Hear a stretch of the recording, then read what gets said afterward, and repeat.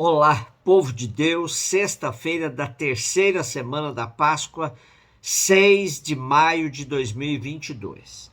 A nossa leitura de hoje é a partir de Atos 9, de 1 a 20, e de João 6, 52 e 59. Continuamos a escuta do livro dos Atos dos Apóstolos. E o capítulo 9 é de suma importância para entendermos a vida das primeiras comunidades animadas pelo apóstolo Paulo.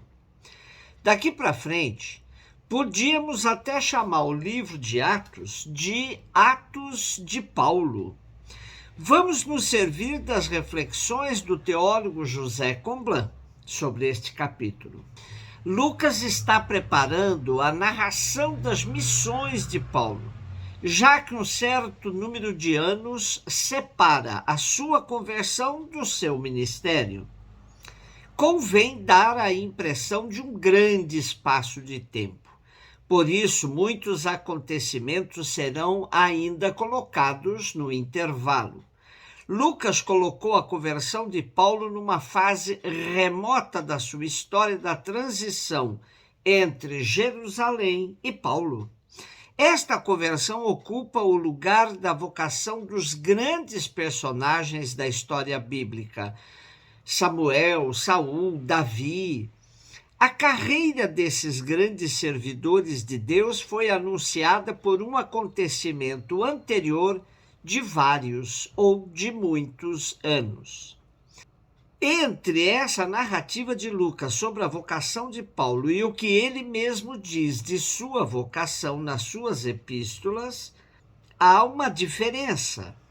Paulo acentua muito mais que ele teve uma visão de Jesus ressuscitado, do mesmo significado que as aparições aos outros apóstolos. Ora, nesta narração dos Atos não há aparição de Jesus ressuscitado, mas apenas uma intervenção de Jesus para impedir que Paulo continue perseguindo os discípulos e para lhe impor outro comportamento. Na teologia de Lucas, as aparições do ressuscitado, em que este constitui suas testemunhas e seus apóstolos, terminam no dia da ascensão. Em segundo lugar, Paulo afirma que a visão que teve de Jesus ressuscitado o estabeleceu na condição e na missão de apóstolo. Para ele, a visão de Jesus ressuscitado foi uma vocação de apóstolo. Neste capítulo 9, não se trata de uma vocação propriamente dita, mas de uma conversão. O perseguidor tornou-se membro do movimento que perseguia e seu propagandista fervoroso. Jesus venceu o seu maior adversário. Todo o acento está na maravilha da conversão de Paulo. O que mais se destaca deste relato de hoje é o maravilhoso, o milagre. A conversão de Paulo aparece como um grande milagre. O milagre da vitória de Jesus sobre os seus perseguidores. Na marcha da palavra descrita por Lucas, aqui ela vence mais uma barreira e segue em frente. Uma questão mais importante refere-se às motivações profundas que moveram Paulo, de tal modo que de perseguidor se fez o maior missionário do cristianismo. Nosso trecho de hoje apresenta essa transformação como puro milagre de Cristo. Mas essa é uma versão popular e até poética do evento. Diz a verdade, mas não diz toda a verdade. Em todas as conversões há uma intervenção de Deus, mas há também a ação de fatores culturais, sociais ou até psicológicos.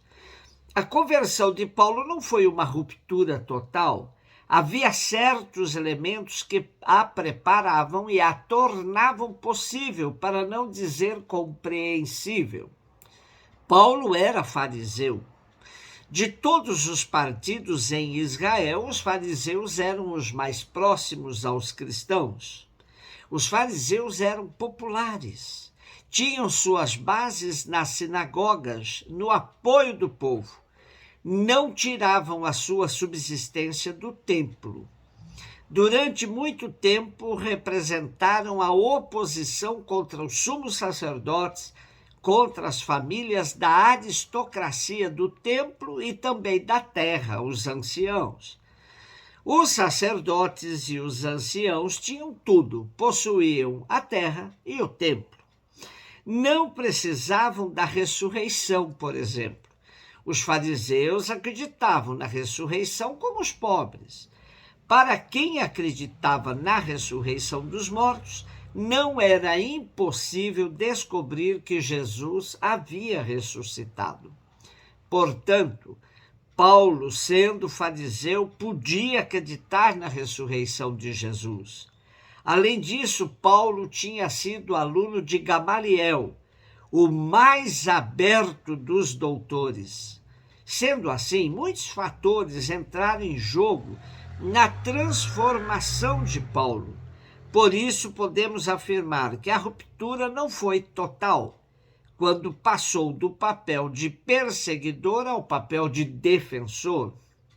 Vale a pena reler nosso texto de hoje, o capítulo 9 de Atos dos Apóstolos, pois há muitos detalhes ricos na construção de Lucas para narrar essa transformação como origem do grande missionário do cristianismo primitivo.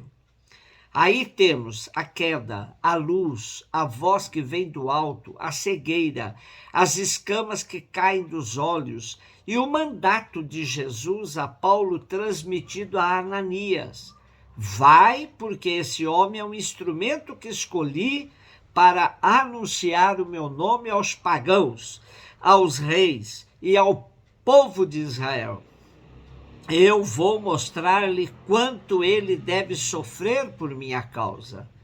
Assim está traçado o destino de Paulo, que de perseguidor passará a perseguido por causa do evangelho, por causa de Jesus. João 6, 52 e 59. Os judeus discutiam entre si, dizendo: como é que ele pode dar a sua carne a comer? Então Jesus disse: em verdade vos digo, se não comerdes a carne do Filho do Homem e não beberdes o seu sangue, não tereis a vida em vós. Quem come a minha carne e bebe o meu sangue tem a vida eterna, e eu o ressuscitarei no último dia. Porque a minha carne é verdadeira comida e o meu sangue verdadeira bebida. Quem come a minha carne e bebe o meu sangue permanece em mim e eu nele. Como o Pai que vive me enviou e eu vivo por causa do Pai, assim o que me come viverá por causa de mim. Este é o pão que desceu do céu. Não é como aquele que os vossos pais comeram. Eles morreram. Aquele que come este pão viverá para sempre. Assim falou Jesus ensinando na sinagoga em Cafarnaum. Os judeus discutem sobre o que Jesus está querendo dizer com comer sua carne. Jesus não responde a eles, pois já estão fechados a qualquer explicação. Mas para todos nós é que se dirigem suas palavras. Se vocês não comerem a carne do Filho do Homem e não beberem seu sangue, não tem vida em vocês. Isto é, estão mortos. Consumir materialmente Jesus pode escandalizar os não iniciados, mas o cristão bem instruído percebe que se trata do gesto que os fiéis realizam na celebração da Eucaristia. O permanecer em Jesus implica em permanecer unido aos que foram igualmente conquistados por ele. Optar por Jesus não é uma questão meramente individual, é comunitária. Ninguém é fiel sozinho.